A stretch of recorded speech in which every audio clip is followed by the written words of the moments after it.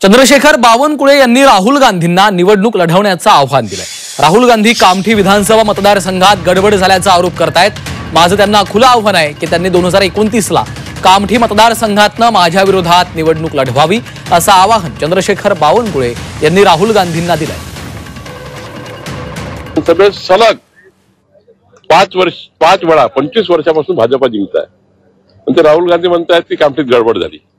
तर माझा सवाल राहुल गांधीला आहे आपल्या माध्यमातून, राहुल गांधींनी 2029ची लढाई कामठी विधानसभेची लढावी।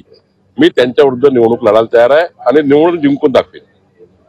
माझी जनता, आमचे कार्यकर्ते प्रचंड निष्ठावान आणि जनता प्रामाणिक आहे। माझे 1.5 लाख परिवाराची घरगुती संबंध आहे आणि त्यामुळे कामठी विधानसभेबद्दल राहुल गांधींनी बोलू नये। उद्या जाहीर करावं राहुल गांधींनी, मी 2029ला लढायला तयार आहे। मी त्यांना चितपट केल्याशिवाय राहणार।